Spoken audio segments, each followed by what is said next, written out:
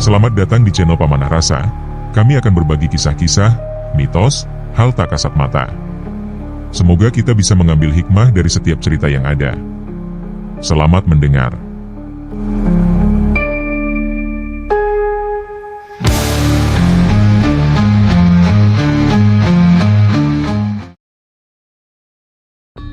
Malam itu sunyi. Terlalu sunyi bahkan untuk ukuran desa yang biasanya sudah terlelap sejak azan Isya berkumandang. Ki Subakir duduk bersila di dalam gubuk kecilnya, ditemani lampu minyak yang nyalanya redup namun hangat. Angin malam berhembus pelan, membawa aroma tanah basah sehabis hujan sore tadi. Tidak ada yang istimewa pada malam itu, setidaknya hingga ia memejamkan mata. Seperti biasa, sebelum beristirahat, ia menghela napas panjang lalu berucap lirih. Bismillah. Kata itu sederhana, pendek, tapi baginya adalah pengingat bahwa setiap langkah, setiap nafas, dan setiap takdir hanya berjalan atas izin Tuhan. Namun malam itu, sesuatu yang berbeda terjadi. Dalam lelapnya, Ki Subakir melihat dirinya berdiri di sebuah hamparan luas tanpa batas. Bukan hutan, bukan gunung, bukan pula desa. Hanya ruang kosong yang dipenuhi cahaya putih yang lembut, tidak menyilaukan, tapi menenangkan hati siapapun yang berada di dalamnya. Cahaya itu tidak berbentuk, tidak memiliki wajah, tidak bersuara. Namun kehadirannya terasa nyata, sangat nyata. Ki Subakir mencoba melangkah, tapi kakinya terasa ringan seperti tidak menyentuh tanah. Ia menunduk, lalu berucap pelan. Siapakah engkau? Tidak ada jawaban berupa suara. Namun tiba-tiba, di dalam hatinya terlintas sebuah rasa yang kuat, bukan perintah keras, bukan ancaman, melainkan panggilan yang halus namun tak terbantahkan. Sebuah arah, sebuah tujuan, pantai selatan. Dalam cahaya itu, Ki Subakir seakan melihat bayangan ombak besar, angin laut yang dingin, dan sebuah batu karang tua dengan keris tertancap di tengahnya. Ia tidak tahu di mana tempat itu, tapi hatinya tahu, ia harus ke sana. Bukan karena ingin, bukan karena penasaran, melainkan karena diminta. Perlahan, cahaya putih itu semakin terang. Rasa damai memenuhi dadanya. Semua kegelisahan, semua pertanyaan, seakan dijawab bukan dengan kata-kata, tapi dengan keyakinan yang menenangkan. Lalu, sebelum mimpi itu berakhir, satu rasa kuat kembali terpatri dalam hatinya. Datanglah, bukan untuk berkuasa, tapi untuk meluruskan. Ki Subakir terbangun seketika. Nafasnya sedikit terengah. Lampu minyak masih menyala, menandakan malam belum terlalu larut. Ia menatap sekeliling, memastikan dirinya benar-benar telah terjaga. Hening. Tidak ada siapa-siapa. Hanya suara jangkrik dan desir angin malam. Ia mengusap wajahnya perlahan. Mimpi itu terasa begitu nyata, bukan seperti bunga tidur biasa. Hatinya bergetar halus, bukan karena takut, tapi karena sadar bahwa mimpi itu bukan sekadar mimpi. Ia menunduk, lalu berbisik pelan. Bismillah, jika ini panggilanmu, maka kuatkan langkahku. Di sudut gubuk yang gelap, tanpa ia sadari, sepasang mata bercahaya putih memperhatikannya dengan tenang. Seekor macan putih gaib duduk diam, menjaga tanpa suara. Satrio Paningit Wirabuana, pusaka penjaga yang selama ini mengikutinya tanpa ia ketahui sepenuhnya. Macan itu tidak mengaum, tidak bergerak. Hanya menatap Ki Subakir dengan kesetiaan sunyi, seolah telah lebih dulu mengetahui bahwa perjalanan besar akan segera dimulai. Ki Subakir bangkit perlahan. Ia membuka pintu gubuk. Udara malam langsung menyentuh wajahnya. Langit dipenuhi bintang, namun di kejauhan, samar-samar, ia merasa seperti melihat garis gelap yang mengarah ke selatan, ke arah laut yang belum pernah ia tuju selama hidupnya. Perasaannya campur aduk. Ada ragu, ada takut, tapi juga ada keyakinan yang tak bisa dijelaskan. Ia bukan orang yang mengejar perkara gaib, bukan pula pencari kesaktian. Ia hanya seorang musafir yang berusaha menjaga niat tetap lurus. Namun panggilan itu terlalu kuat untuk diabaikan. Ia menutup pintu gubuknya pelan, seolah berpamitan pada kehidupan lamanya yang tenang. Lalu dengan langkah mantap, ia berucap sekali lagi. Bismillah. Langkah pertama itu sederhana. Namun ia tidak tahu, bahwa langkah kecil di malam sunyi itu, kelak akan membawanya menuju desa Karangtunggaraga, sebuah desa pesisir di pantai selatan yang menyimpan keris tertancap, keyakinan yang menyimpang, dan pertarungan besar antara niat manusia dengan kekuatan yang selama ini mereka takuti sekaligus sembah. Perjalanan sunyi pun dimulai. Pagi belum sepenuhnya datang ketika Ki Subakir sudah melangkah meninggalkan gubuk kecilnya. Langit masih berwarna biru gelap, sementara embun menempel di dedaunan seperti butiran doa yang belum sempat jatuh ke bumi. Ia tidak membawa banyak bekal. Hanya tongkat kayu, selembar kain, dan keyakinan yang ia jaga di dalam dada. Langkahnya pelan, tapi mantap. Setiap pijakan terasa seperti bagian dari takdir yang sudah lebih dulu dituliskan. Bismillah, ucapnya lirih setiap kali memulai langkah baru. Ia tidak tahu pasti di mana letak tempat yang dilihatnya dalam mimpi. Ia hanya tahu satu arah, selatan. Ke arah laut yang selama ini hanya ia dengar dari cerita orang-orang, tentang ombak besar, angin asin, dan wilayah yang dipercaya banyak orang sebagai tempat penuh misteri. Perjalanan itu sunyi. Tanpa rombongan. Tanpa tujuan yang bisa ia jelaskan pada siapapun. Beberapa orang yang berpapasan dengannya hanya menatap heran. Ada yang menyapa, ada pula yang sekadar mengangguk hormat melihat sosok tua berjubah sederhana berjalan kaki sendirian menyusuri jalan tanah yang panjang. Pergi kemana, Ki? Tanya seorang petani di pinggir ladang. Ki Subakir tersenyum tipis. Ke arah selatan, mengikuti panggilan yang belum tentu dimengerti oleh banyak orang. Petani itu hanya mengangguk, meski tidak sepenuhnya paham. Namun entah mengapa, ada ketenangan yang ia rasakan saat melihat Ki Subakir melangkah pergi. Hari demi hari berlalu. Gunung ia lewati. Hutan ia susuri. Sungai ia seberangi dengan langkah hati-hati. Setiap kali rasa lelah datang, ia berhenti sejenak, menutup mata, lalu berucap, Bismillah. Seolah kalimat itu menjadi tenaga yang tak terlihat, yang membuat langkahnya kembali ringan. Ia tidak mengejar waktu, tidak pula memaksakan diri. Ia hanya berjalan, mengikuti arah yang terasa benar di dalam hatinya. Namun tanpa ia sadari, di setiap langkah sunyi itu, sosok macan putih gaib selalu mengikutinya dari kejauhan. Satrio Paningit Wirabuana berjalan tanpa suara, menjaga tanpa menampakkan diri. Setiap kali Ki Subakir beristirahat di bawah pohon, macan putih itu duduk di balik bayangan, memastikan tidak ada gangguan gaib yang berani mendekat. Perjalanan semakin mendekati selatan, dan hawa mulai berubah. Angin terasa lebih lembab. Udara membawa aroma asin yang samar. Dan malam hari terasa lebih dingin dari biasanya. Pada suatu malam, ketika Ki Subakir beristirahat di sebuah surau kecil di tepi jalan, ia kembali bermimpi. Kali ini bukan cahaya putih yang muncul, melainkan bayangan ombak besar yang menghantam karang. Di tengah karang itu, terlihat jelas sebuah batu besar dengan keris tertancap di tengahnya. Di sekelilingnya, bayangan manusia bersujud, membawa sesaji, memohon keselamatan bukan kepada Tuhan, melainkan kepada sesuatu yang mereka yakini menjaga laut selatan. Ki Subakir terbangun dengan dada bergetar. Ia duduk bersila, menatap gelapnya malam di luar surau. Apakah itu tempat yang harus kudatangi? Bisiknya pelan.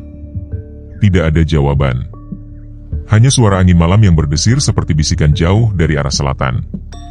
Keesokan harinya, ia melanjutkan perjalanan. Semakin jauh ia melangkah, semakin kuat perasaan aneh yang ia rasakan. Bukan takut, tapi seperti ada sesuatu yang sudah mengetahui kedatangannya. Burung-burung di hutan mendadak diam saat ia lewat. Angin yang semula bertiup tiba-tiba berhenti sesaat. Dan beberapa kali, ia merasa seolah ada banyak mata tak terlihat yang mengawasinya dari kejauhan. Namun Ki Subakir tetap tenang. Ia tidak melawan perasaan itu. Ia hanya terus berjalan sambil menjaga niatnya tetap lurus. Bismillah, aku datang bukan untuk menantang, hanya untuk menjalankan amanah yang belum sepenuhnya kupahami. Menjelang senja pada hari berikutnya, dari kejauhan akhirnya terlihat garis biru luas di ufuk selatan. Laut. Ombaknya tampak bergulung meski masih sangat jauh. Angin asin mulai terasa jelas menyentuh wajahnya. Ki Subakir berhenti sejenak di atas bukit kecil. Ia menatap hamparan laut selatan yang luas dan misterius. Hatinya bergetar halus. Bukan karena takut, tapi karena sadar bahwa perjalanan sunyi ini akan segera sampai pada tujuan yang sesungguhnya. Di balik semak belukar di kejauhan, macan putih gaib juga berhenti. Matanya menatap laut dengan tajam, seolah mengenali wilayah yang penuh dengan kekuatan lama dan sumpah yang belum selesai. Ki Subakir menghela napas panjang. Bismillah, semoga langkah ini tetap lurus. Ia pun kembali melangkah turun dari bukit, menuju sebuah desa pesisir yang belum ia kenal namanya. Desa yang kelak ia ketahui bernama Desa Karangtunggaraga. Desa tempat keris pusaka tertancap. Desa tempat keyakinan manusia mulai bergeser arah. Dan desa yang tanpa sadar, sudah lama menunggu kedatangannya. Angin laut berembus pelan, namun rasanya berbeda. Bukan sekadar dingin, tapi membawa getaran yang membuat bulu kuduk berdiri tanpa sebab. Ki Subakir melangkah memasuki wilayah yang oleh warga sekitar disebut Desa Karangtunggaraga. Nama itu bukan tanpa makna. Konon, tanah di desa ini pernah menjadi tempat tertancapnya keris kuno yang tak bisa dicabut oleh siapapun. Langkah Ki Subakir terhenti sesaat. Ia menutup mata, menarik napas panjang. Tanah ini tidak sekadar angker, gumamnya lirih. Ada niat yang dililitkan dalam waktu yang lama. Langit tampak cerah. Anak-anak masih bermain di pelataran rumah. Perempuan menjemur ikan asin di halaman. Laki-laki memperbaiki jalan nelayan. Semua terlihat biasa. Terlalu biasa untuk tempat dengan aura sepekat ini. Ki Subakir berjalan menyusuri jalan tanah yang retak-retak. Setiap langkahnya terasa seperti menginjak ruang yang pernah dipenuhi doa, tapi kini berubah arah. Tiba-tiba, seekor burung camar melintas rendah di atas kepalanya. Burung itu menjerit keras, lalu berbalik arah seolah enggan melewati desa tersebut. Ki Subakir membuka mata perlahan. Penjaga gaibnya belum menampakkan diri. Tapi mereka sudah tahu aku datang. Di ujung desa, tampak sebuah batu karang besar berdiri tegak seperti tombak yang menusuk bumi. Warga menyebutnya Tunggaraga, lambang pengorbanan raga demi kekuatan yang tak kasat mata. Di sekeliling batu itu, tanah tampak lebih gelap. Rumput enggan tumbuh. Udara terasa lebih berat. Beberapa warga yang melihat Ki Subakir hanya menatap sekilas, lalu berbisik pelan satu sama lain. Pendatang? Orang pintar? Mungkin? Atau pengusik? Namun tidak ada yang menyapa. Tidak ada yang menegur. Seolah desa itu sudah terbiasa menerima orang luar, tapi juga terbiasa menyembunyikan sesuatu. Ki Subakir mendekati batu karang tersebut. Ia tidak menyentuhnya. Hanya berdiri beberapa langkah di depan, merasakan getaran halus yang berdenyut seperti detak jantung. Denyut itu bukan berasal dari bumi, melainkan dari sesuatu yang tertanam di dalamnya. Ia berbisik pelan, hampir tak terdengar. Masih tertancap, dan masih dijaga. Angin mendadak berembus lebih kencang. Debu halus berputar membentuk lingkaran kecil di sekeliling batu. Dalam pusaran debu itu, Ki Subakir merasakan sesuatu yang mencoba menembus pikirannya. Seperti bisikan, tapi bukan suara manusia. Pergilah. Tanah ini bukan untukmu. Keris itu milik kami. Ki Subakir tidak membuka mata. Ia hanya menegakkan napas dan menenangkan hatinya. Aku tidak datang untuk merebut, jawabnya dalam hati. Aku datang untuk meluruskan niat yang pernah diselewengkan. Pusaran debu mendadak pecah. Angin kembali tenang. Namun satu hal pasti. Desa Karangtunggaraga sudah menyadari kehadirannya. Dan itu berarti pertarungan yang sesungguhnya tidak akan dimulai dengan pedang, melainkan dengan benturan niat dan keyakinan.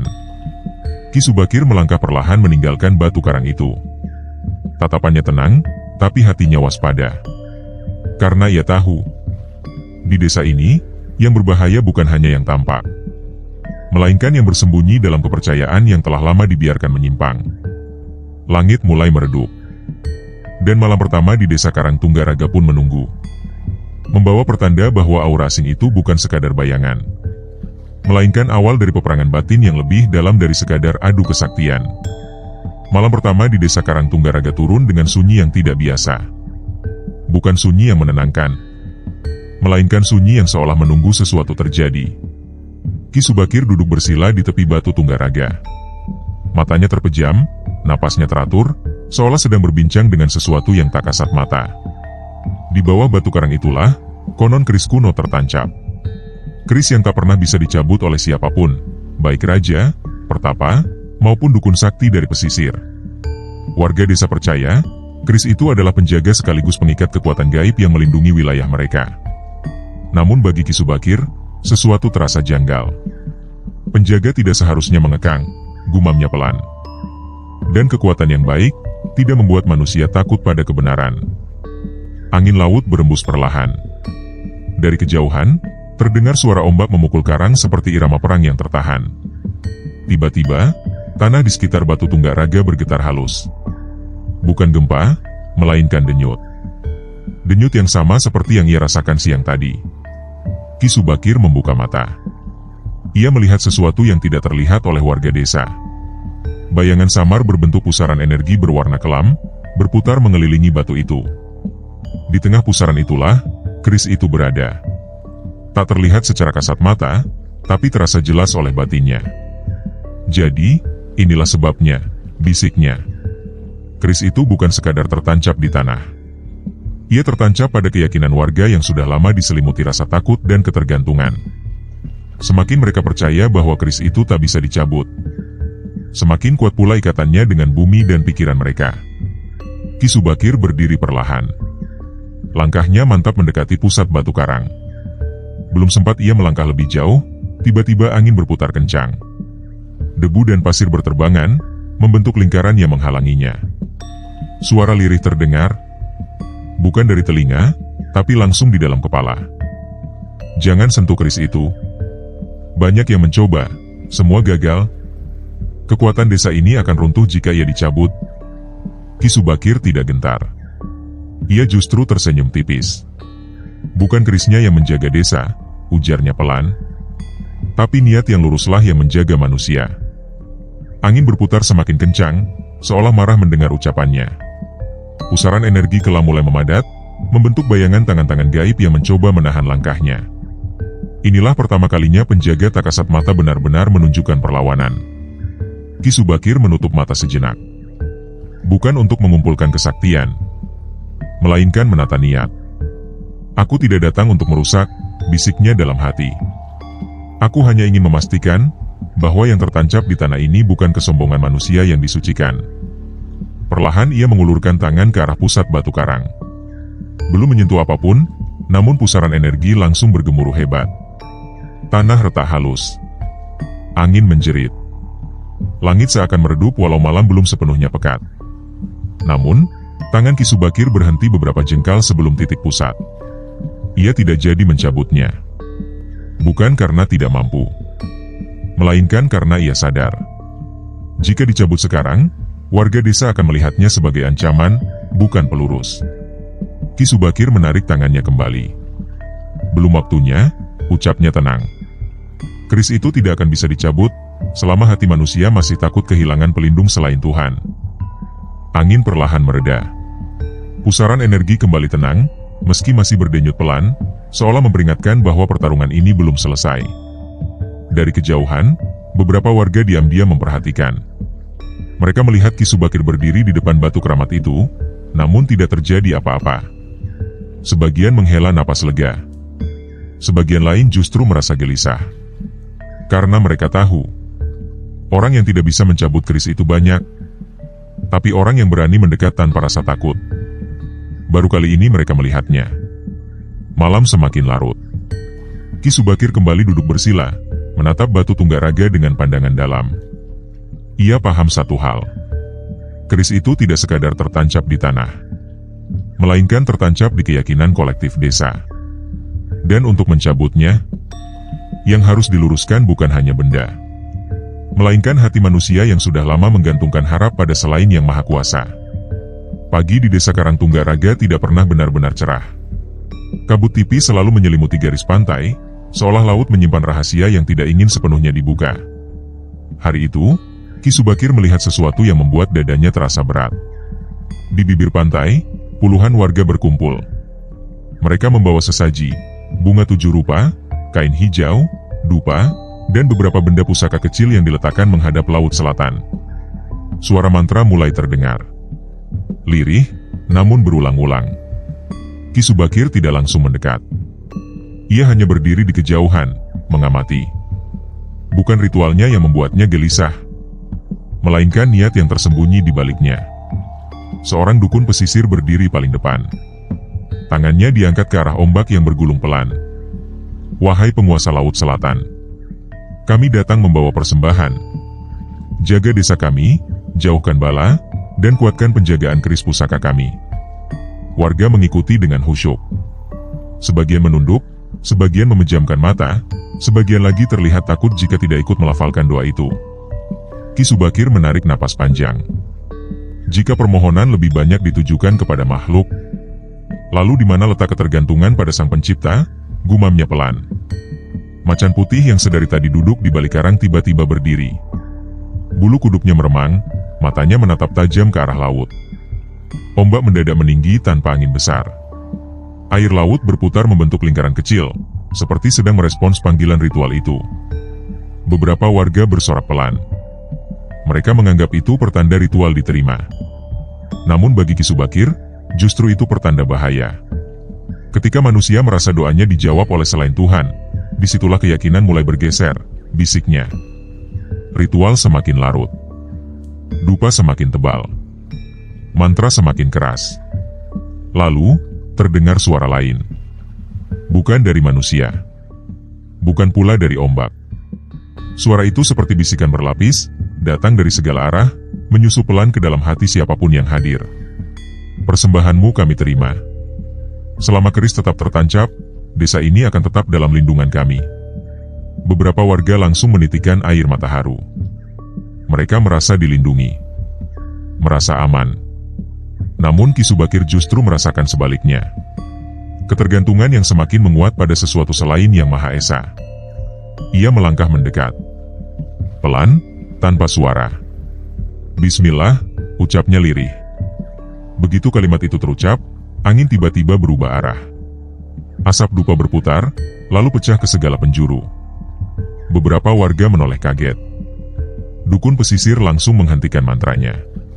Tatapan mereka bertemu dengan Ki Subakir.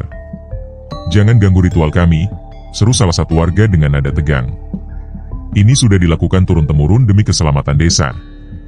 Ki Subakir tidak marah. Wajahnya tetap tenang. "Aku tidak melarang kalian berdoa," katanya lembut. "Tapi perhatikan, kepada siapa hati kalian bergantung." Kerumunan mulai gelisah. Sebagian merasa ucapannya benar, namun takut mengakuinya.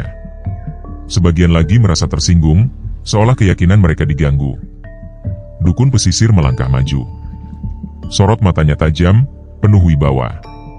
Keris itu adalah penjaga desa. Dan Laut Selatan adalah perantara kekuatan yang menjaga keseimbangan. Tanpa itu, desa ini bisa hancur. Ki Subakir menatap laut lepas. Ombak masih berputar pelan, seakan mendengarkan percakapan mereka. Yang menjaga keseimbangan bukan benda. Bukan pula makhluk gaib, ujarnya pelan. Melainkan ketundukan manusia pada kebenaran. Suasana mendadak sunyi. Tak ada yang menjawab.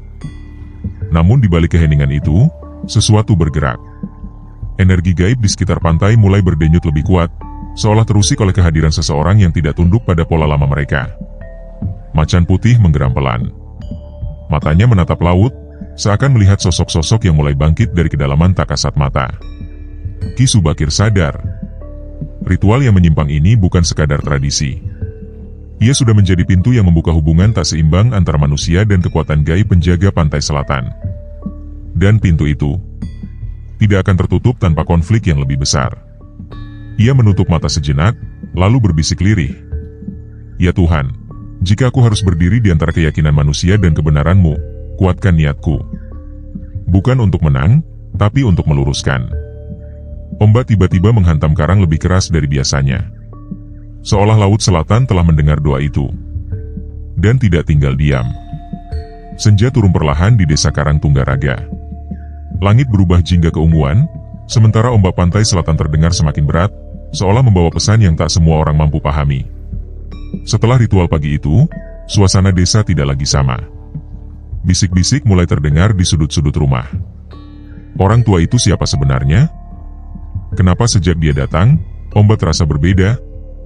Jangan-jangan dia ingin mencabut keris pusaka. Nama Ki Subakir mulai disebut-sebut. Bukan dengan rasa hormat, tapi dengan kecurigaan. Di tengah kegelisahan warga, kabar lain datang. Seorang dukun pesisir dari wilayah selatan akan tiba malam ini. Konon, ia adalah pemimpin ritual besar di sepanjang garis pantai selatan. Namanya dikenal luas, disegani, sekaligus ditakuti. Ki Rangga Wisesa. Malam belum sepenuhnya gelap ketika iring-iringan kecil memasuki desa. Obor-obor menyala, bayangannya menari di tanah yang retak karena kekeringan. Di tengah rombongan itu berjalan seorang lelaki tua berjubah gelap berbalut kain pesisir. Rambutnya panjang memutih, namun sorot matanya tajam dan dalam, seolah terbiasa menatap dunia gaib lebih lama daripada dunia manusia. Langkahnya mantap. Seakan ia bukan sekadar tamu, melainkan seseorang yang merasa memiliki tempat itu. Warga langsung menunduk hormat. Beberapa bahkan menyentuhkan tangan ke tanah sebelum berani menatap wajahnya. "Selamat datang, Ki Rangga Wisesa," ucap kepala desa dengan suara bergetar. "Desa kami membutuhkan bimbingan panjenengan." Ki Rangga hanya tersenyum tipis. Namun di balik senyum itu, ada sesuatu yang dingin dan penuh perhitungan. "Bukan desa ini yang memanggilku," katanya pelan. "Tapi sesuatu yang terusik dari keseimbangan lama." Kalimat itu membuat beberapa warga saling pandang. Sebagian langsung melirik ke arah rumah tempat Ki Subakir menginap. Seolah kedatangannya memang untuk seseorang. Malam semakin dalam. Di balai desa, para dukun dan tokoh warga berkumpul mengelilingi Ki Rangga Wisesa. Lampu minyak menggantung redup, menciptakan bayangan panjang di dinding kayu. "Ada orang asing datang ke desa ini," kata salah satu dukun lokal. Ia menolak ritual Laut Selatan dan mempertanyakan penjagaan keris pusaka. Ki Rangga menutup mata sejenak, seolah meraba sesuatu yang tak terlihat. Ia menarik napas panjang, lalu tersenyum kecil. "Ah, jadi benar. Aura itu bukan milik orang biasa." Beberapa dukun saling pandang. "Kami merasakan hal yang sama, Ki. Tapi kami tidak tahu siapa dia sebenarnya." Ki Rangga membuka matanya perlahan.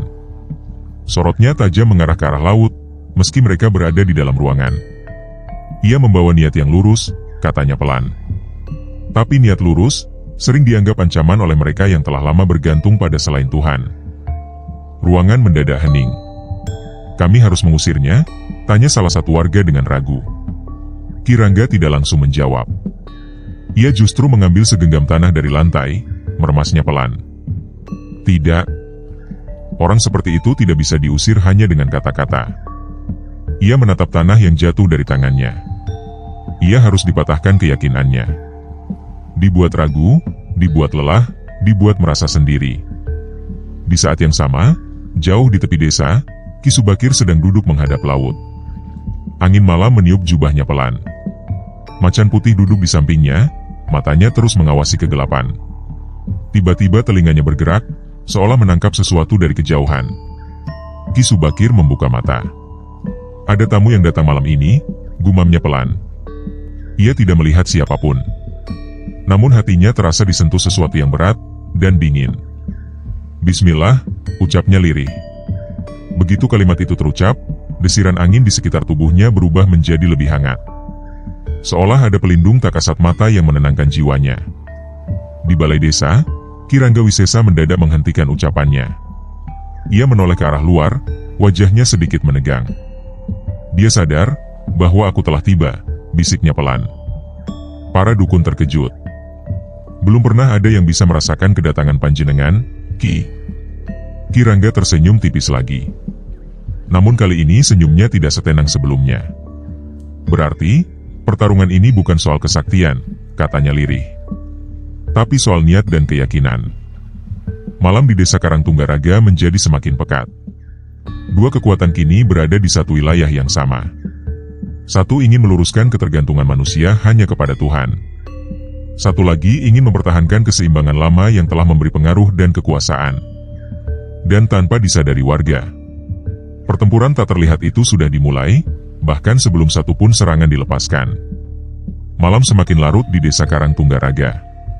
Langit hitam pekat tanpa bintang, seolah awan gelap sengaja menutup cahaya dari atas. Sejak kedatangan Ki Rangga Wisesa, suasana desa terasa berubah. Udara lebih berat, angin lebih dingin, dan laut terdengar lebih sering bergemuruh meski ombak tidak besar. Di tengah keheningan itu, Ki Subakir duduk bersila di serambi rumah tua tempat ia menumpang. Matanya terpejam, bibirnya bergerak pelan. "Bismillah, Bismillah, Bismillah." Setiap ucapan itu seperti mengalirkan ketenangan yang tidak tampak, namun terasa kuat. Macan putih, Satrio Paningit Wirabuana, berbaring di dekat tangga. Matanya tidak pernah benar-benar terpejam. Tiba-tiba, telinganya bergerak. Ia bangkit perlahan. Bulu kuduknya meremang. Tatapannya lurus ke arah laut selatan yang gelap. Ki Subakir membuka mata. "Kau merasakannya juga?" gumamnya pelan. Angin mendadak berembus lebih kencang. Namun bukan angin biasa.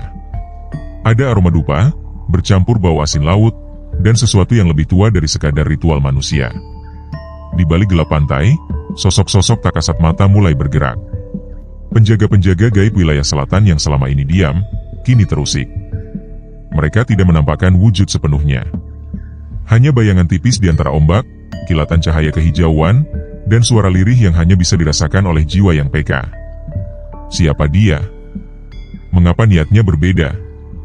Mengapa ia tidak takut pada Laut Selatan? Bisikan-bisikan itu berputar seperti angin yang mencari celah. Di balai desa, Ki Rangga Wisesa duduk bersila dikelilingi para dukun pesisir. Di depannya, sebuah wadah berisi air laut diletakkan.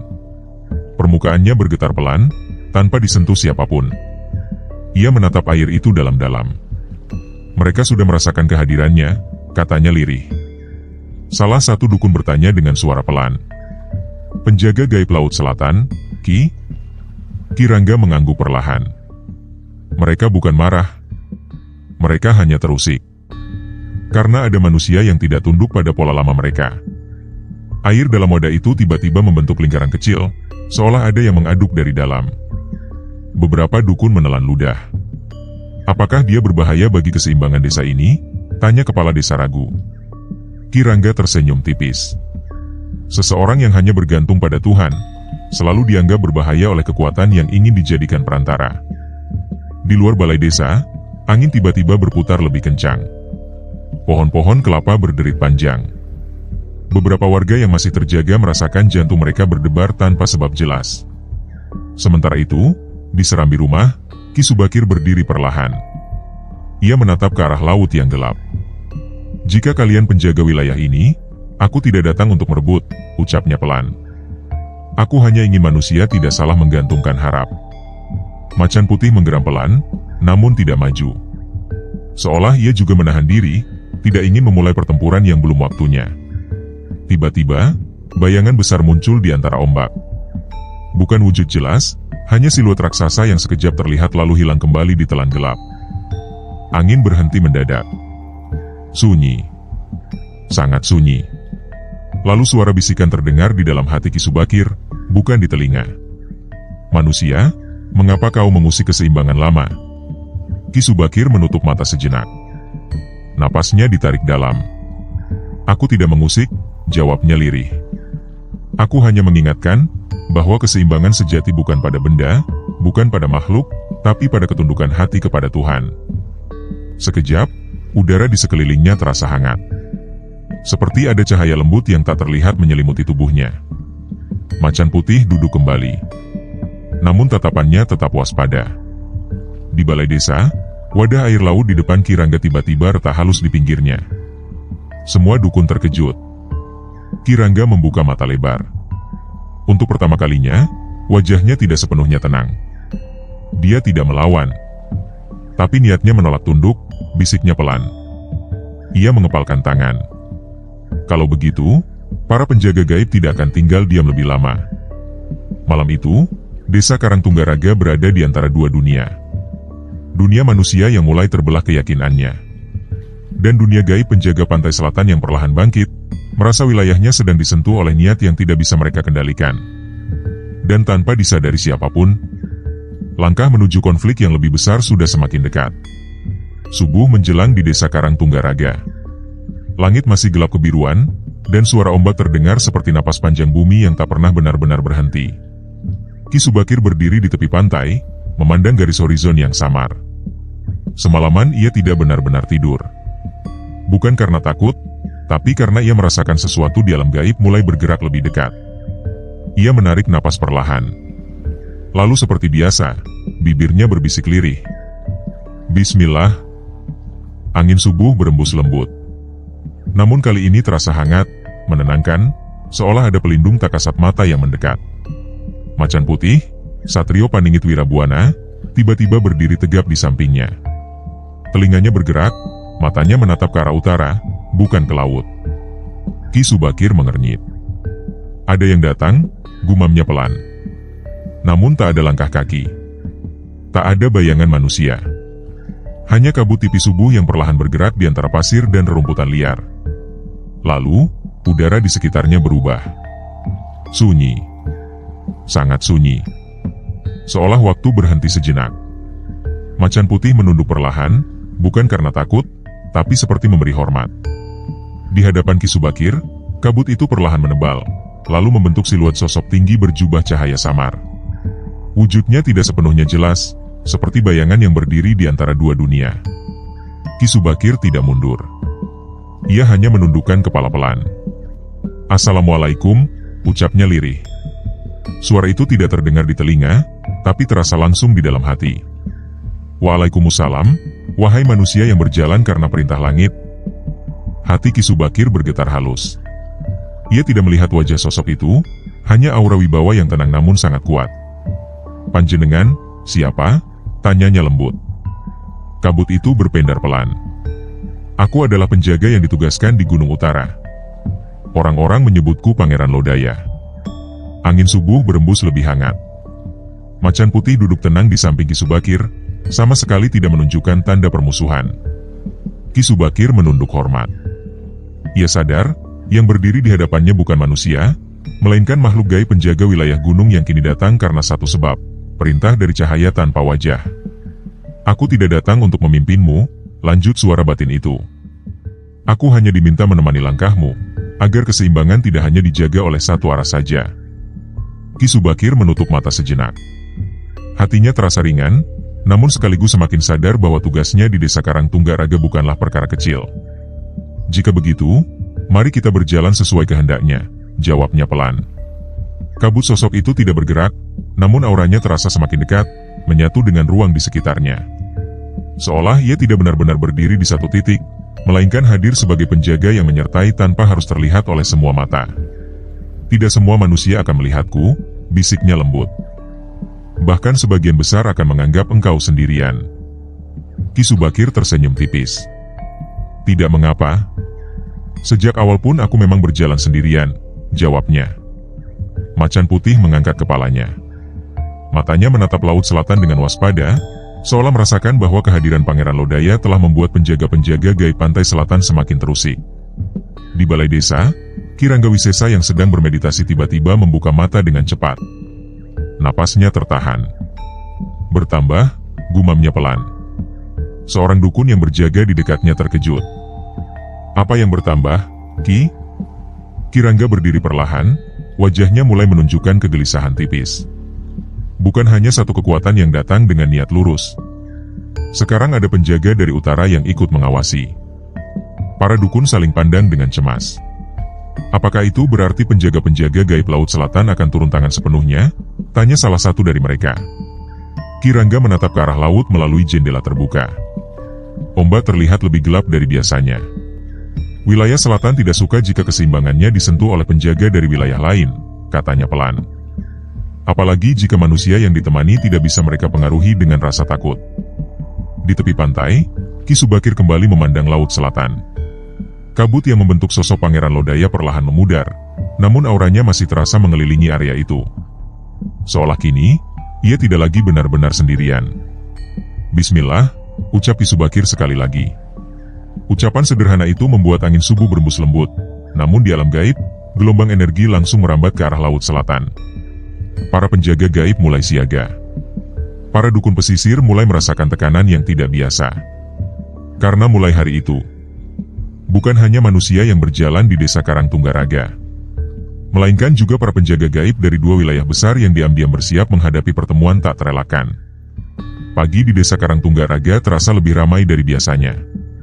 Namun bukan karena kegembiraan, melainkan karena kegelisahan yang perlahan berubah menjadi penolakan.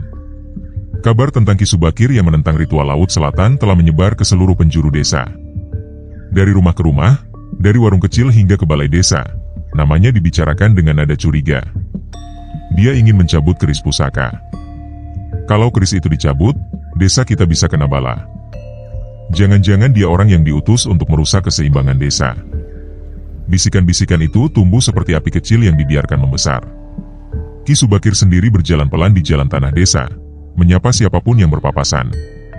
Namun kali ini, banyak warga yang hanya menunduk tanpa menjawab. Bahkan beberapa memalingkan wajah. Ia tidak marah. Tidak pula kecewa. Ia hanya memahami bahwa keyakinan yang sudah lama tertanam memang tidak mudah diluruskan hanya dengan kata-kata. Bismillah, bisiknya pelan sambil melangkah. Di sudut lain desa, para dukun pesisir berkumpul di balai desa bersama Ki Rangga Wisesa. Suasana di dalam ruangan itu tegang. Warga mulai gelisah. "Ki," ujar kepala desa.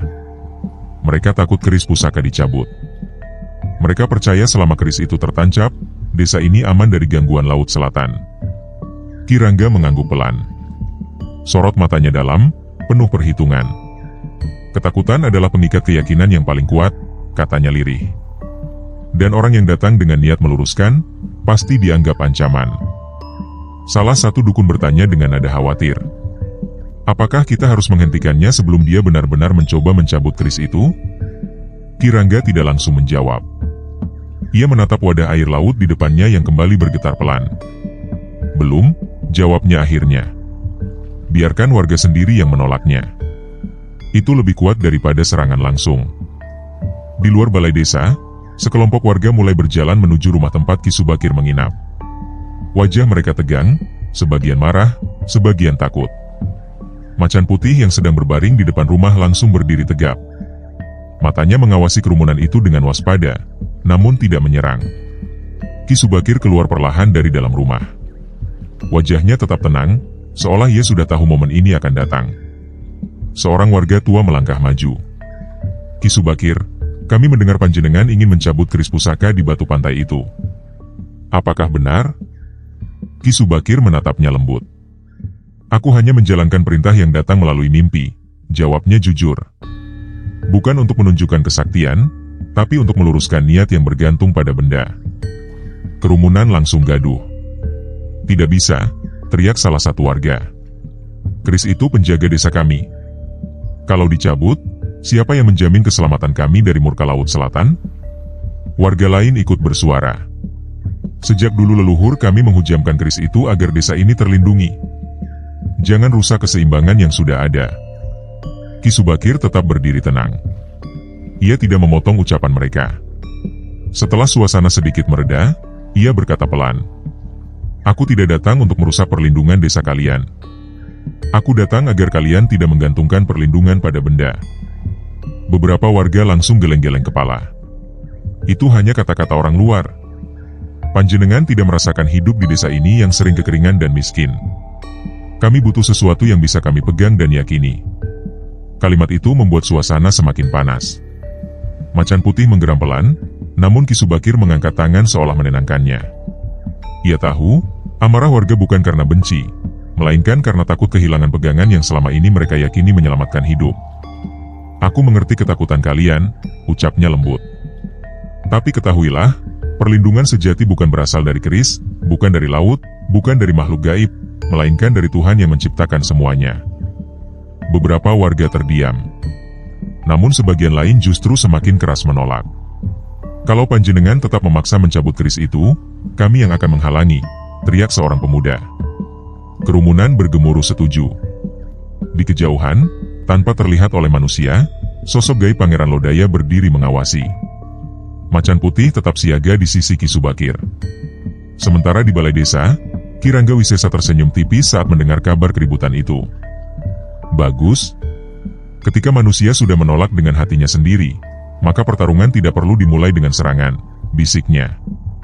Kembali di halaman rumah, Ki Subakir menunduk pelan pada warga yang menolaknya. "Aku tidak akan memaksa," katanya tenang. "Tapi jika waktunya tiba, dan keris itu memang harus diangkat, maka itu bukan karena keinginanku, melainkan karena kehendak yang lebih tinggi." Warga masih menatapnya dengan penuh kecurigaan. Namun di dalam hati sebagian dari mereka, ada keraguan kecil yang mulai tumbuh. Apakah benar selama ini mereka terlalu bergantung pada keris dan ritual? Ataukah justru orang tua di depan mereka ini yang membawa perubahan yang menakutkan? Angin dari laut selatan berembus lebih kencang. Seolah ikut memperhatikan konflik yang mulai terbuka di antara manusia itu sendiri. Dan Ki Subakir sadar, penolakan warga bukanlah akhir dari ujian, melainkan awal dari pertarungan niat yang sesungguhnya. Malam kembali turun di desa Karangtunggaraga. Namun malam kali ini terasa lebih berat, lebih sunyi, seolah desa itu sedang menahan sesuatu yang belum meledak. Setelah penolakan warga siang tadi, banyak orang tidak bisa tidur dengan tenang. Bukan karena ada keributan, tapi karena ada keraguan yang mulai merayap ke dalam hati mereka.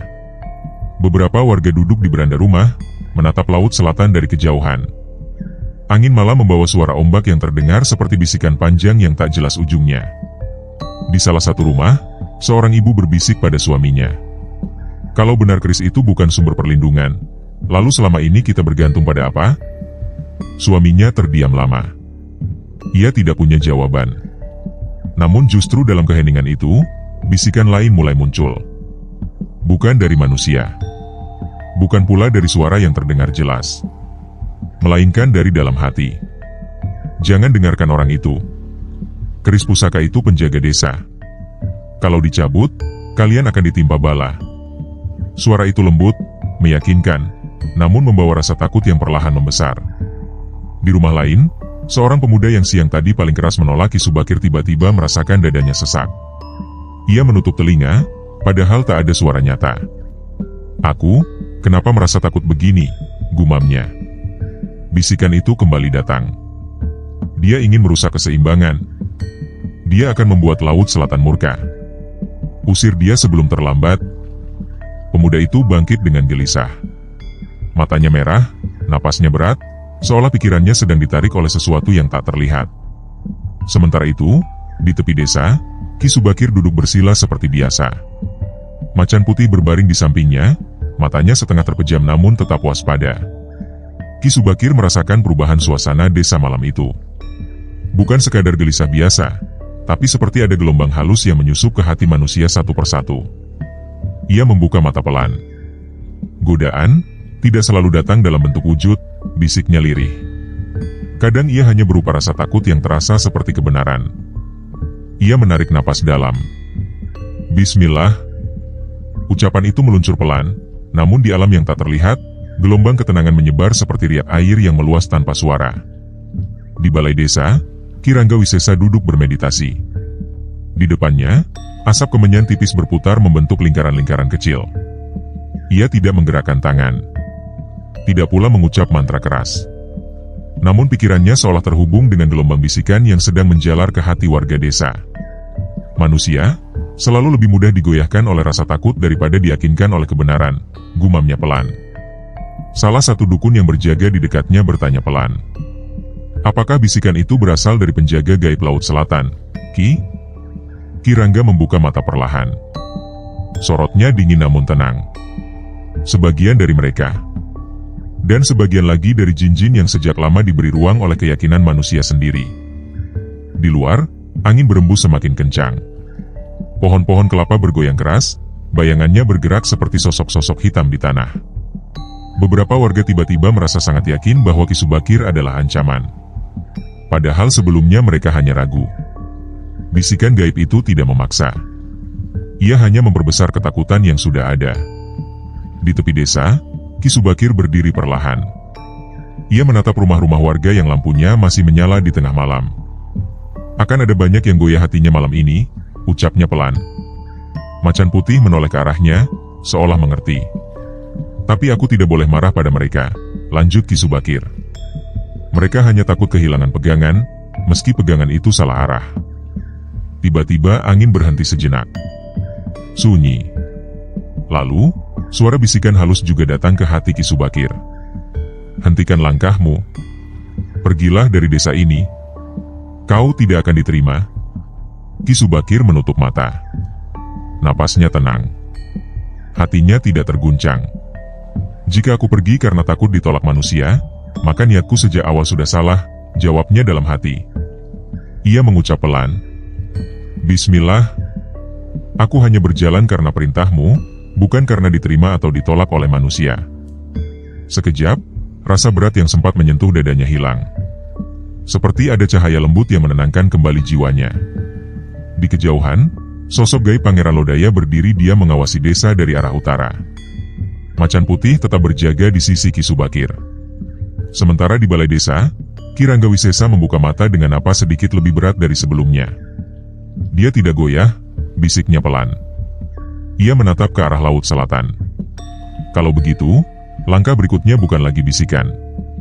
Penjaga-penjaga wilayah ini harus benar-benar turun tangan. Malam di desa Karangtunggaraga semakin dalam. Keraguan telah masuk ke hati sebagian warga. Dan godaan gaib telah mulai memainkan perannya. Namun di tengah semua itu, Ki Subakir tetap berdiri dengan satu pegangan sederhana yang tak pernah ia lepaskan. Bismillah. Malam berikutnya datang dengan suasana yang jauh lebih mencekam di desa Karangtunggaraga. Langit tertutup awan tebal. Angin laut bertiup kencang, membawa aroma asin yang lebih tajam dari biasanya. Warga desa merasakan kegelisahan tanpa sebab yang jelas. Anak-anak sulit tidur. Orang-orang dewasa sering terbangun di tengah malam, seolah ada yang memanggil dari arah pantai. Di balai desa, suasana jauh lebih serius. Ki Ranggawisesa duduk di tengah lingkaran para dukun pesisir. Di hadapan mereka, disiapkan sesaji yang lebih lengkap dari ritual-ritual sebelumnya. Bunga 7 rupa, air laut dalam kendi, kain hijau tua, dan dupa yang menyala perlahan. Salah satu dukun bertanya dengan suara bergetar. Ki, apakah benar malam ini kita akan memanggil penjaga tertinggi Laut Selatan? Ki Rangga membuka mata perlahan. Sorotnya tenang, namun terasa dalam dan berat. Bukan untuk menantang, katanya pelan. Melainkan untuk meminta restu dan perlindungan, agar keseimbangan lama tidak dirusak oleh orang yang membawa keyakinan baru. Para dukun saling pandang. Mereka tahu, ritual ini bukan ritual biasa. Ini adalah pemanggilan besar yang hanya dilakukan saat wilayah selatan benar-benar merasa terusik. Di tepi desa, Ki Subakir sedang duduk bersila menghadap laut. Macan putih berada di sampingnya, sementara aura kehadiran Pangeran Lodaya terasa samar mengelilingi area itu. Ki Subakir membuka mata. Dadanya terasa sedikit sesak, bukan karena takut, tapi karena ia merasakan gelombang energi besar mulai bergerak dari arah laut. Mereka akan turun tangan, gumamnya pelan. Ia menunduk, lalu berbisik lirih. Bismillah. Di balai desa, ritual dimulai. Ki Ranggawisesa mengangkat kedua tangannya, lalu membaca doa-doa dengan bahasa yang tidak sepenuhnya dipahami oleh warga biasa.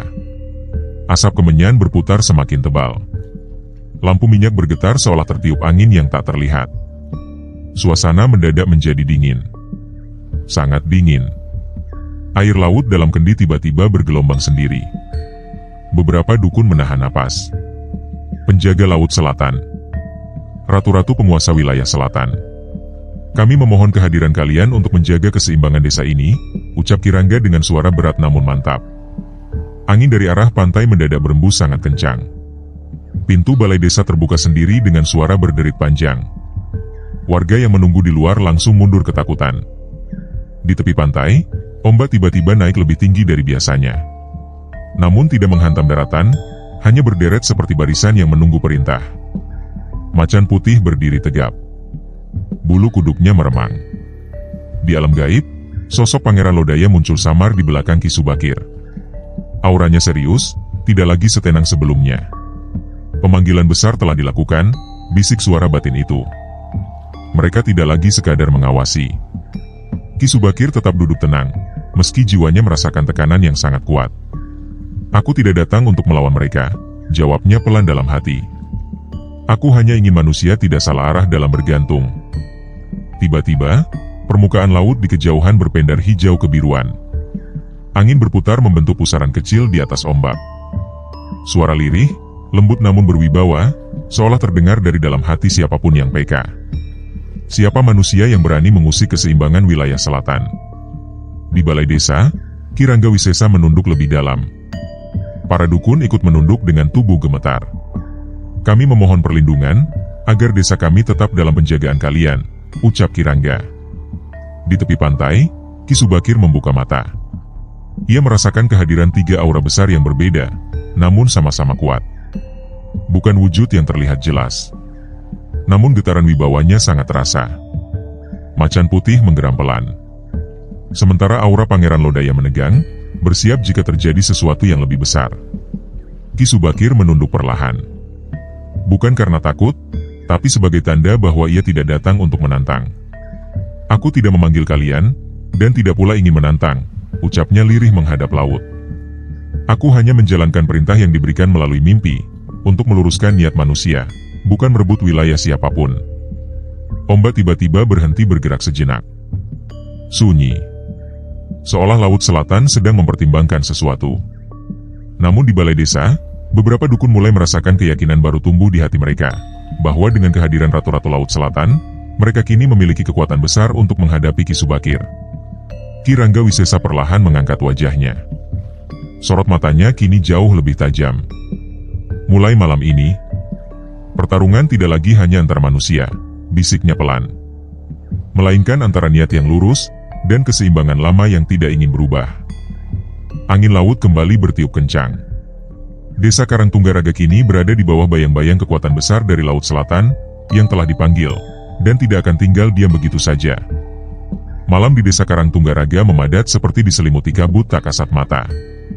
Langit gelap, namun bukan karena awan, melainkan karena energi yang saling menekan. Ki Subakir berdiri di depan keris yang masih tertancap. Di sekelilingnya, makhluk-makhluk gaib mulai menampakkan wujud samar. Bayangan tinggi, sosok berlapis kabut, hingga kilatan mata yang hanya muncul lalu hilang. Dari arah pesisir, ombak tiba-tiba membesar, padahal angin nyaris tak bertiup. Itu bukan fenomena alam biasa. Itu pertanda, adu kesaktian akan dimulai. Satu sosok gaib melangkah maju. Wujudnya tidak jelas, tapi auranya berat, seperti menekan tanah di sekitarnya. Udara bergetar. Tanpa menyentuh apapun, lingkaran pasir di sekitar keris berputar perlahan. Debu-debu kecil terangkat, seakan ditarik oleh kekuatan tak terlihat. Ki Subakir tetap tenang. Ia tidak menghunus senjata. Ia hanya mengangkat tangan kanan, lalu menekan telapak ke arah tanah. Sekejap, getaran itu berhenti. Bukan hancur. Bukan kalah. Tapi ditahan. Makhluk gaib itu seperti tersentak. Lalu energi yang lebih besar dilepaskan, hembusan angin dingin menusuk tulang, membuat beberapa warga di kejauhan mundur ketakutan. Kini bukan hanya niat yang diuji. Kesaktian pun mulai saling dorong. Tanah retak tipis. Daun-daun beterbangan meski angin tak terlihat. Suara ombak dari pantai selatan menghantam lebih keras, seakan ikut menjadi saksi duel tak kasat mata itu. Ki Subakir menutup mata. Ia tidak menyerang balik dengan ledakan kekuatan. Ia menahan, menyeimbangkan, bukan menghancurkan. Karena ia tahu, kesaktian bisa menundukkan lawan. Tapi niat yang salah bisa menundukkan diri sendiri. Sosok gaib itu kembali menekan, kali ini lebih kuat. Aura hitam kehijauan berpendar, membuat tanah di sekitar keris bergetar hebat. Di saat yang sama, bisikan halus menyusup langsung ke dalam hati Ki Subakir.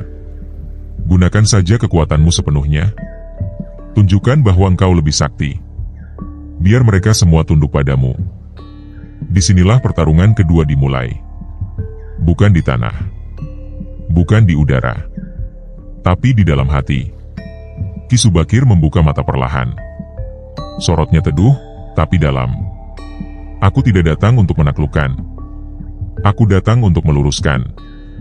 Kalimat itu sederhana. Namun justru membuat tekanan energi di sekelilingnya berubah arah. Kesaktiannya tidak meledak keluar, melainkan menenangkan gelombang yang menyerang. Makhluk gaib itu kini benar-benar terpancing. Aura yang sebelumnya menekan, kini berubah menjadi serangan berlapis. Kilatan cahaya gelap meluncur, menghantam tanah di depan Ki Subakir, menciptakan getaran keras. Untuk pertama kalinya, Ki Subakir melangkah maju. Satu langkah saja. Tapi langkah itu seperti memecah tekanan di sekitarnya. Udara yang berat perlahan retak, seperti kaca yang diregangkan terlalu lama. Inilah adu kesaktian. Energi melawan energi. Kekuatan gaib melawan keteguhan batin. Namun di saat yang sama, inilah juga adu niat. Makhluk-makhluk gaib di sekitar bukan hanya menyerang tubuh. Mereka menguji, apakah Ki Subakir diam karena lemah? Atau diam karena yakin? Pangeran Lodaya tampak dari balik bayangan pepohonan. Sebagai makhluk gaib penjaga, ia tidak ikut menyerang. Ia hanya mengawasi, menilai keseimbangan antara kekuatan dan niat manusia di hadapannya. Ki Subakir mengangkat tangan setinggi dada. Bukan untuk memukul, bukan untuk menghancurkan. Ia hanya berdoa lirih. Jika kesaktian ini membuatku sombong, cabutlah dariku. Tapi jika kesaktian ini bisa menjaga mereka dari kesesatan, maka jadikan ia hanya alat, bukan tujuan. Sekejap, gelombang energi yang menyerang berhenti di udara. Seperti menabrak dinding yang tak terlihat. Makhluk gaib itu mundur setapak. Bukan karena kalah tenaga, melainkan karena tidak menemukan celah di dalam niat Ki Subakir. Malam itu, Desa Karangtunggaraga menyaksikan dua pertarungan sekaligus. Adu kesaktian yang mengguncang alam, dan adu niat yang mengguncang batin. Dan perlahan, terlihat jelas. Kesaktian yang besar tanpa niat yang lurus akan mudah goyah. Tapi niat yang lurus, meski tanpa banyak gerak, mampu menahan gelombang sebesar apapun. Namun tekanan belum benar-benar reda. Karena di balik mundurnya satu kekuatan. Ada kekuatan yang jauh lebih besar sedang bersiap turun tangan. Langit di atas Desa Karangtunggaraga terasa semakin berat, seolah malah menekan bumi lebih dalam dari biasanya. Makhluk-makhluk gaib yang tadi mundur kini berkumpul kembali, tidak lagi sendiri-sendiri. Energi mereka menyatu, seperti arus laut yang berkumpul sebelum ombak besar menghantam pantai. Suara ombak dari pantai selatan menggema lebih keras. Bukan sekadar air yang berdebur, melainkan seperti gema kekuatan yang dipanggil dari kedalaman. Ki Subakir berdiri di depan keris pusaka yang masih tertancap. Napasnya tetap teratur, tapi tubuhnya mulai merasakan tekanan yang berbeda dari sebelumnya. Ini bukan lagi serangan biasa. Ini adalah serangan yang bukan hanya menghantam raga, tetapi juga mencoba meruntuhkan keyakinan. Tiba-tiba, angin berputar mengelilinginya. Pasir terangkat, ranting patah berjatuhan, dan udara dingin menekan dada seperti beban tak kasat mata. Serangan kesaktian datang bertubi-tubi. Kilatan energi gelap melesat dari segala arah. Tidak terlihat seperti api, tidak seperti petir, tapi setiap hantamannya membuat tanah bergetar dan lutut siapapun yang menyaksikan ikut gemetar. Ki Subakir menahan dengan doa dan keteguhan batin. Namun kali ini, serangan itu tidak hanya menguji niat, tetapi juga menguji batas kekuatan fisiknya sebagai manusia. Satu gelombang energi menghantam tepat di depannya. Tubuh Ki Subakir terdorong mundur setapak.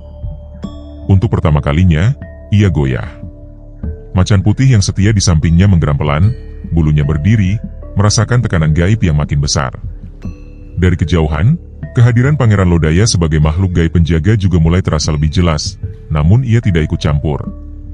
Ia hanya mengawasi, karena pertarungan ini bukan milik dunia gaib saja, melainkan ujian bagi manusia yang dipilih oleh kehendak ilahi. Serangan berikutnya datang lebih kuat. Bukan hanya energi, tapi juga bisikan-bisikan yang menyerang hati. Engkau hanya manusia. Mengapa melawan kekuatan yang telah menjaga desa ini sejak lama? Bukankah lebih mudah membiarkan semuanya seperti dulu? Bisikan itu lembut, logis, dan terasa benar di telinga. Justru karena terdengar benar, ia menjadi lebih berbahaya. Langkah Ki Subakir kembali mundur satu. Dadanya terasa sesak, bukan karena takut, tapi karena beban amanah yang ia pikul terasa sangat berat malam itu. Di sisi lain, makhluk-makhluk gaib semakin berani. Energi mereka saling menguatkan, seperti lingkaran yang makin rapat mengurungnya. Kini pertarungan kesaktian memuncak. Angin berputar lebih cepat. Tanah bergetar lebih kuat. Dan aura gelap seakan mencoba menelan cahaya keteguhan di hati Ki Subakir. Ia menutup mata sejenak. Bukan menyerah, tapi menenangkan dirinya sendiri. Namun serangan berikutnya datang tanpa jeda. Gelombang energi menghantam lebih keras dari sebelumnya. Kali ini, tubuh Ki Subakir benar-benar terdorong beberapa langkah ke belakang hingga hampir jatuh berlutut di tanah. Macan putih meraung keras. Udara di sekelilingnya bergetar hebat. Malam itu, untuk pertama kalinya, terlihat jelas. Ki Subakir hampir kalah. Bukan karena kesaktiannya habis. Bukan karena niatnya goyah. Tetapi karena ia tetap manusia. Dan tubuh manusia punya batas menahan tekanan sebesar itu. Makhluk-makhluk gaib mulai mendekat, yakin bahwa pertahanan Ki Subakir mulai melemah. Di kejauhan, Ombak pantai selatan menghantam lebih keras, seolah memberi tanda bahwa kekuatan besar sedang bersiap turun tangan. Ki Subakir membuka mata perlahan. Tatapannya lelah, tapi tidak kosong. Ada keikhlasan yang justru semakin dalam. Dengan suara pelan, hampir berbisik, ia berkata, "Jika aku harus kalah, biarlah aku kalah sebagai hamba, bukan sebagai orang yang sombong pada kesaktiannya." Kalimat itu sederhana, namun justru membuat udara di sekitarnya berubah sesaat. Tenang, hening, seakan menunggu sesuatu yang lebih besar dari sekadar pertarungan kekuatan. Di detik itulah, langit yang gelap perlahan memunculkan cahaya samar dari arah yang tak diketahui asalnya. Pertanda bahwa pertolongan bukan datang dari kesaktian, melainkan dari sesuatu yang lebih suci dan tak berwujud. Malam di desa Karangtunggaraga mencapai titik paling sunyi. Angin yang tadinya berputar ganas perlahan melambat, seperti ada kekuatan tak terlihat yang menahannya. Makhluk-makhluk gaib yang mengepung Ki Subakir mendadak terdiam, seakan merasakan sesuatu yang jauh lebih besar sedang turun dari langit yang tak kasat mata. Ki Subakir masih berdiri dengan napas yang berat. Tubuhnya lelah. Lututnya hampir tak mampu lagi menahan tekanan yang terus menghantam sejak tadi. Namun di dalam hatinya, justru ada ketenangan yang tidak bisa dijelaskan. Ia tidak lagi memikirkan menang atau kalah.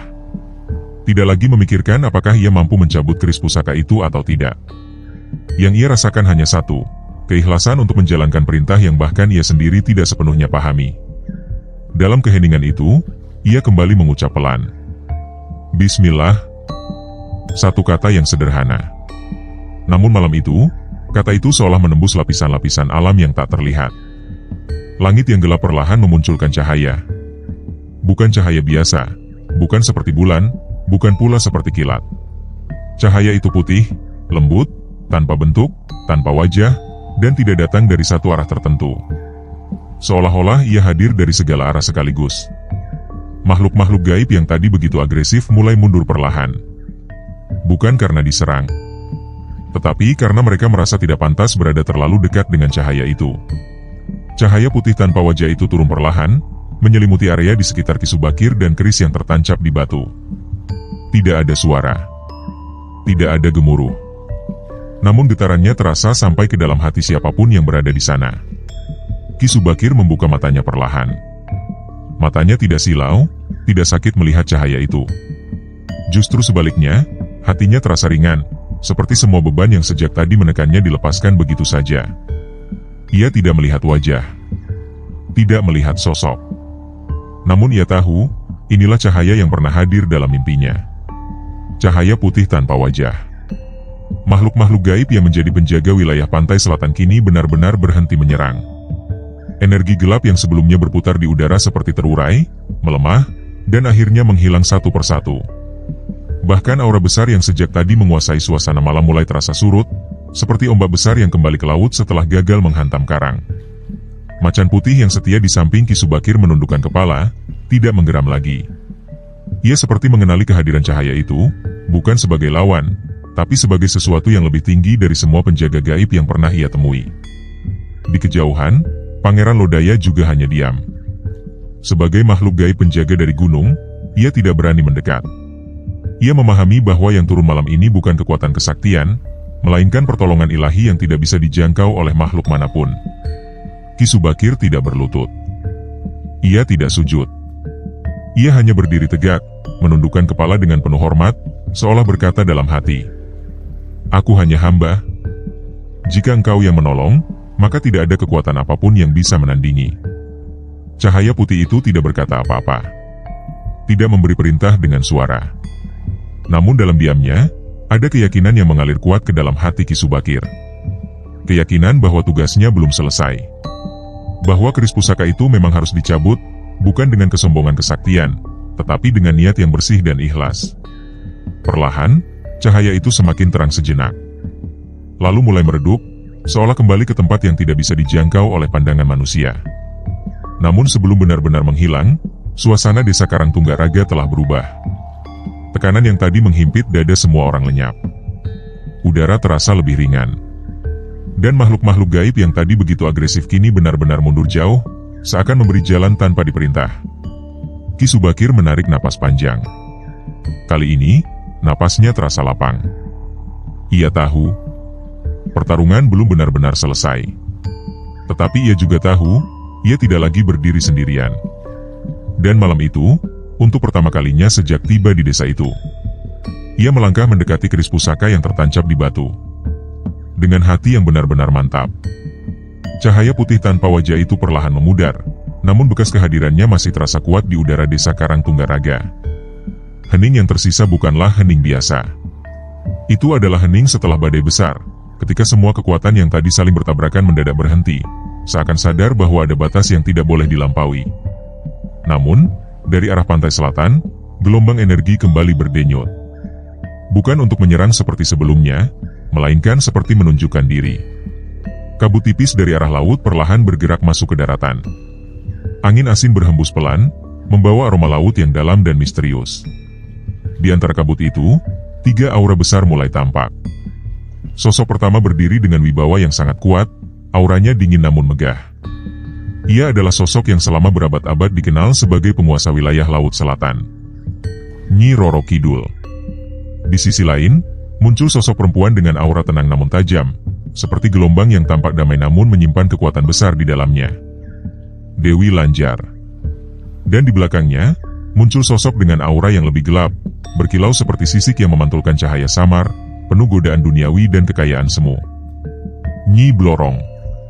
Ketiganya tidak datang untuk sekadar menampakkan diri. Mereka datang sebagai representasi kekuatan lama yang telah lama berakar di wilayah itu. Warga yang menyaksikan dari kejauhan gemetar hebat. Beberapa langsung berlutut, terbiasa menganggap kehadiran itu sebagai sesuatu yang harus disembah. Namun malam itu berbeda. Ketiga sosok itu memandang ke arah Ki Subakir, bukan dengan amarah semata, tetapi dengan kewaspadaan. Sebab mereka merasakan sesuatu yang tidak bisa mereka lawan secara langsung. Cahaya ketulusan yang baru saja turun dari langit. Ki Subakir tetap berdiri tenang. Ia tidak menantang. Ia juga tidak mundur. Di dalam hatinya hanya satu kalimat yang terus ia jaga. Bismillah. Pertarungan pun tidak terjadi dalam bentuk serangan membabi buta. Yang terjadi adalah adu kesaktian sekaligus adu niat. Aura laut yang dalam mencoba menekan dari segala arah. Energi gaib berlapis-lapis, seperti ombak tak kasat mata, menghantam keyakinan Ki Subakir agar goyah. Bisikan-bisikan halus kembali muncul, lebih lembut namun menusuk. Biarkan saja keris itu tetap tertancap. Desa ini telah lama dilindungi dengan caranya sendiri. Siapakah engkau untuk mengubahnya? Itu bukan ancaman kasar. Itu adalah godaan yang logis, halus, dan berbahaya. Ki Subakir merasakan dadanya kembali berat. Ini bukan lagi sekadar serangan energi. Ini adalah serangan pada niat terdalamnya. Ia memejamkan mata sejenak. Lalu dengan suara yang sangat pelan, ia berkata, "Aku tidak datang untuk melawan kalian. Aku hanya menjalankan perintah yang tidak aku pahami sepenuhnya. Jika niatku salah, biarlah aku dihentikan.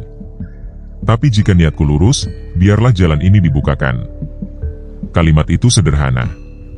Namun justru karena kesederhanaannya, aura di sekelilingnya berubah.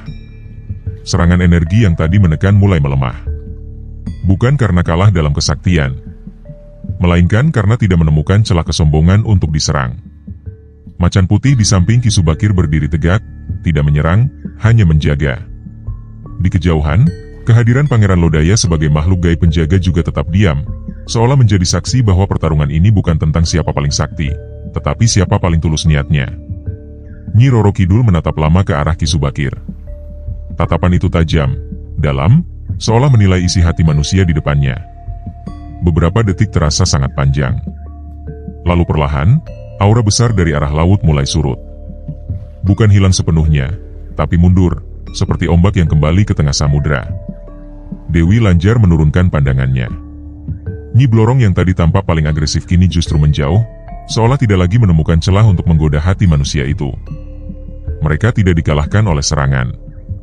Mereka mundur oleh keteguhan niat yang tidak mereka kuasai. Kabut perlahan menipis. Angin asin kembali menjadi hembusan biasa. Dan untuk pertama kalinya sejak malam pertarungan itu dimulai, wilayah desa Karangtunggaraga terasa benar-benar lapang. Warga yang menyaksikan hanya bisa terdiam. Mereka melihat dengan mata kepala sendiri bahwa kekuatan besar yang selama ini mereka takuti, ternyata bisa mundur tanpa dihancurkan. Ki Subakir membuka matanya perlahan. Ia tahu pertarungan belum benar-benar selesai. Namun satu hal sudah jelas. Para penguasa gaib pantai selatan telah mundur ke wilayahnya, memberi jalan bagi tugas terakhir yang harus ia selesaikan, yaitu keris pusaka yang masih tertancap di batu itu. Malam di desa Karangtunggaraga kini terasa jauh lebih tenang. Kabut dari arah pantai selatan sudah menipis. Suara ombak kembali seperti biasa, tidak lagi membawa getaran ancaman seperti sebelumnya. Namun semua warga yang menyaksikan masih berdiri dalam diam, menahan napas, menunggu apa yang akan dilakukan Ki Subakir selanjutnya. Di hadapannya, keris pusaka itu masih tertancap kokoh di batu besar di tengah desa. Keris yang selama bertahun-tahun dianggap sakral. Keris yang diyakini sebagai pelindung desa. Dan keris yang tak seorang pun mampu mencabutnya, meski sudah berkali-kali dicoba dengan berbagai ritual dan kesaktian. Ki Subakir melangkah pelan mendekat. Setiap langkahnya terasa ringan, berbeda dengan saat ia pertama kali datang. Bukan karena tekanan sudah hilang sepenuhnya, tetapi karena hatinya sudah mantap menerima apapun hasil dari tugasnya. Macan putih tetap berjalan di sampingnya, tanpa suara, tanpa geraman. Hanya menjadi penjaga setia yang tidak ikut campur, seolah tahu bahwa momen ini adalah momen antara seorang hamba dan perintah dari Yang Maha Kuasa. Ki Subakir berhenti tepat di depan batu tempat keris itu tertancap. Ia tidak langsung menyentuhnya. Ia hanya memandang keris itu lama sekali. Di dalam hatinya terlintas semua yang telah ia lihat di desa ini. Kemiskinan, kekeringan, keputusasaan warga, dan ketakutan yang membuat mereka mencari perlindungan pada benda dan ritual yang mereka anggap suci. Ia tidak membenci mereka. Ia justru memahami bahwa keputusasaan sering membuat manusia mencari pegangan pada apa saja yang terlihat kuat. Perlahan, ia menundukkan kepala. Ya Allah, jika keris ini memang harus dicabut, maka cabutlah melalui tanganku, bukan karena kesaktianku, tetapi karena izin MU. Setelah itu, ia mengucap pelan, Bismillah. Tidak ada mantra panjang. Tidak ada gerakan aneh. Tidak ada pamar kesaktian. Ia hanya mengulurkan tangan kanannya, memegang gagang keris itu dengan tenang. Beberapa warga langsung menutup mata, takut melihat kegagalan seperti yang pernah terjadi pada orang-orang sebelumnya. Sebagian lagi justru menatap dengan penuh harap, dan rasa takut yang bercampur jadi satu. Ki Subakir tidak menarik dengan paksa. Ia hanya memegang, menarik perlahan, seolah berbicara dengan keris itu tanpa kata-kata. Sesaat, keris itu tetap diam. Tak bergerak sedikit pun. Detik terasa berjalan sangat lambat. Lalu, tanpa suara keras, tanpa ledakan energi, tanpa kilatan cahaya besar, keris itu perlahan terangkat dari batu. Seolah-olah selama ini bukan karena tidak bisa dicabut, tetapi karena belum ada tangan yang tepat untuk mencabutnya dengan niat yang lurus. Suara napas warga terdengar serempak. Beberapa jatuh terduduk, tidak percaya dengan apa yang mereka lihat. Keris pusaka yang selama ini dianggap mustahil untuk diangkat, kini berada di tangan Ki Subakir dengan sangat tenang. Tidak ada aura kesombongan. Tidak ada tatapan bangga. Ia justru memandang keris itu dengan wajah haru dan penuh tanggung jawab. Begitu keris itu tercabut, tanah di sekitar batu terasa bergetar halus.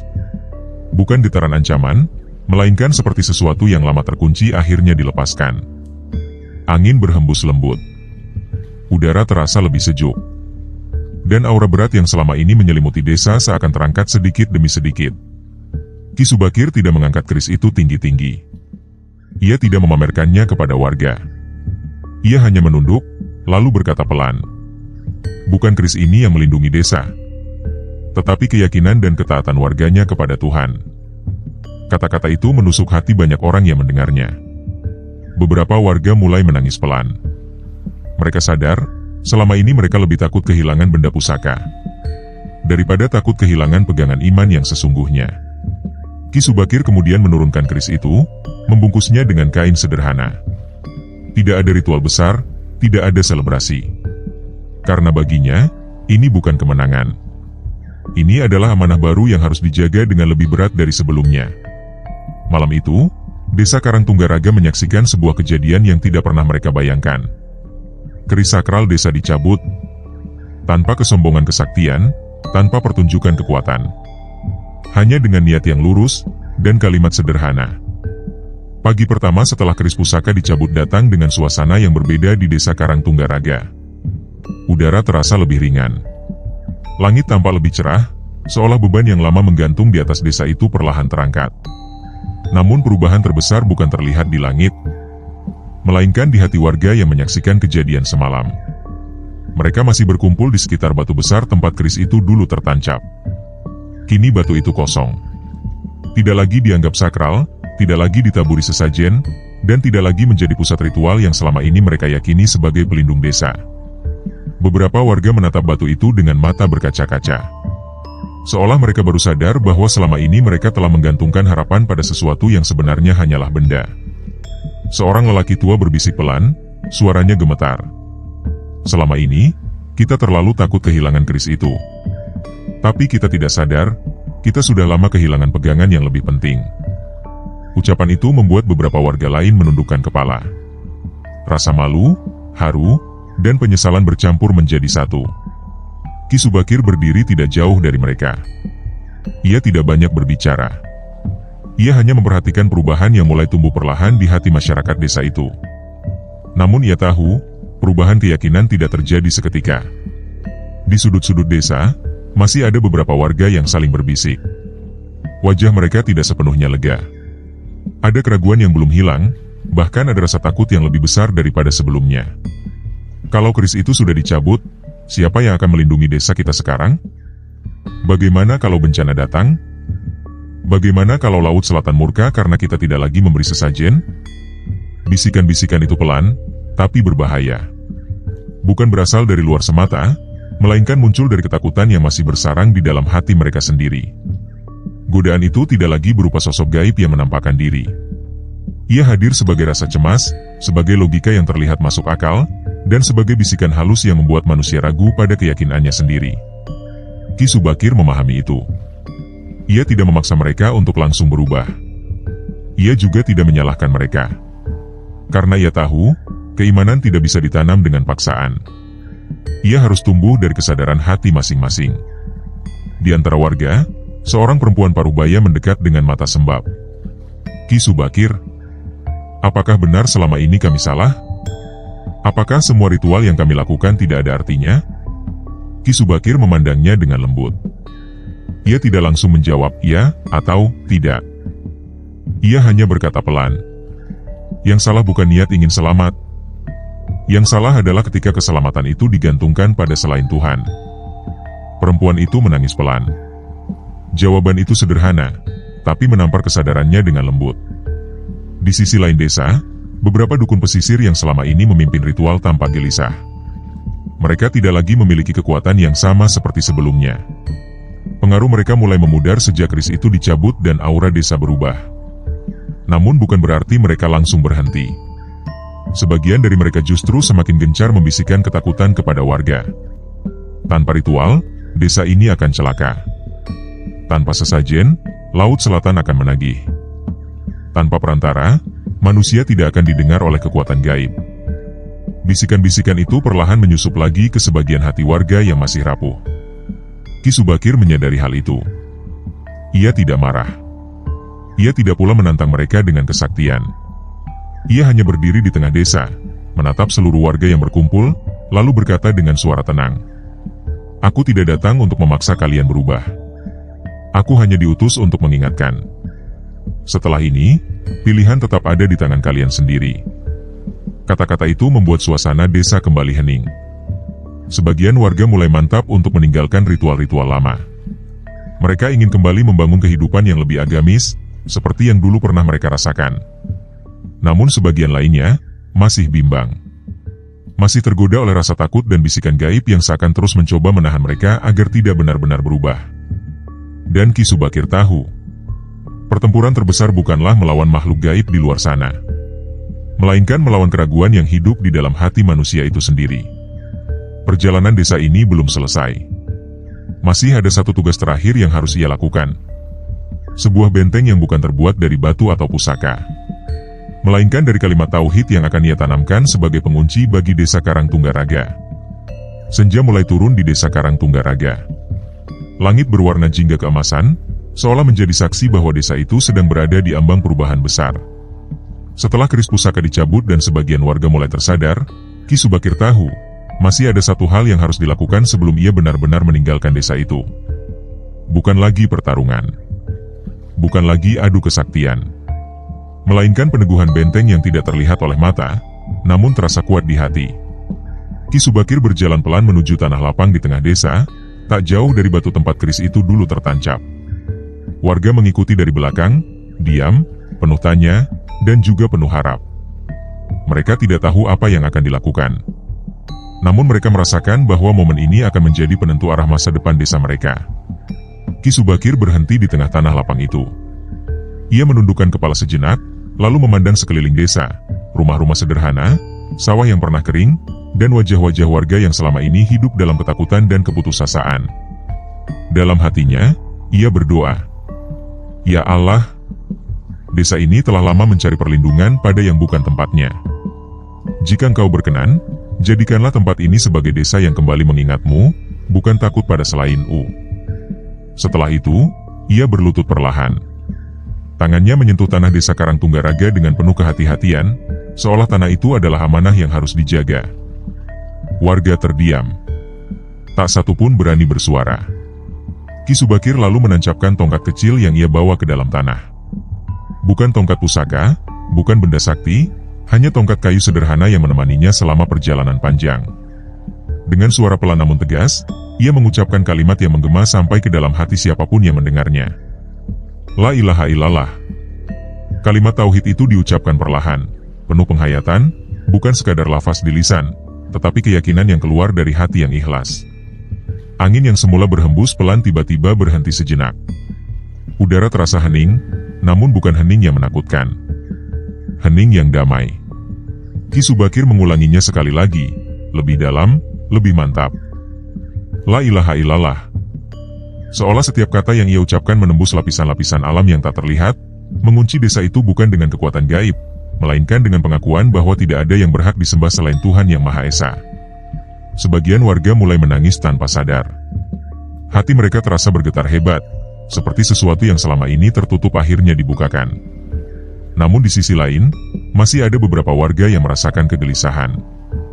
Bukan karena kalimat itu salah, melainkan karena bisikan lama di dalam hati mereka belum sepenuhnya hilang. Bisikan itu berkata, apakah benar cukup dengan kalimat itu desa ini akan aman?